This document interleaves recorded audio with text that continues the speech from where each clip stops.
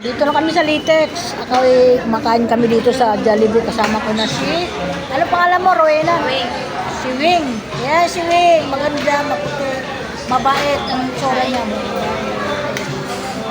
Makain kami dito para pagsakay namin sa bus at mga busog kami. Ang problema ko ngayon, pag uwi ko sa bahay, dala-dala pala ng asawa ko ang susi. Pero hahanap ako dito, parang meron akong duplicate dito sa... Kapag hindi kayo makapasok sa bahay, antayin namin doon sa tindahan, doon sa bahay, isa. Sa tindahan na lang kami mag-aantay. Ayan, guys. Salamat sa Panginoon. Dito na ako ngayon. Pauwi na naman, papunta sa Bulacan. Nadaanan ko na yung anak ko. Ilalabas yung kanilang sasakyan ngayon ata, di ko alam kailan.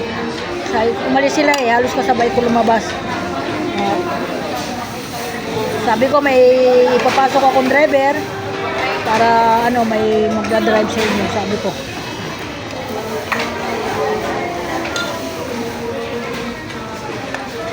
Ang sarap ng spaghetti, ano, Jollibee. Ganyan ako pag lumalakad ako, gusto ko laging kain para di ako malipasan ng gutom. Yung asawa ko naman ayaw, magtitiis ng gutom. Lakad ng lakad, hindi marunong kumain. Sabi ko, may pera kang dala, di ka kumain. Sabi ko, ganun. Kumain ka. Eh ako, may pera nga ako, gutom naman ako. Ano yun ko yun? Diba? Kailangan na natin kanin. Kain. Ayan, spaghetti lang. Yan ang order namin. Okay, bye-bye.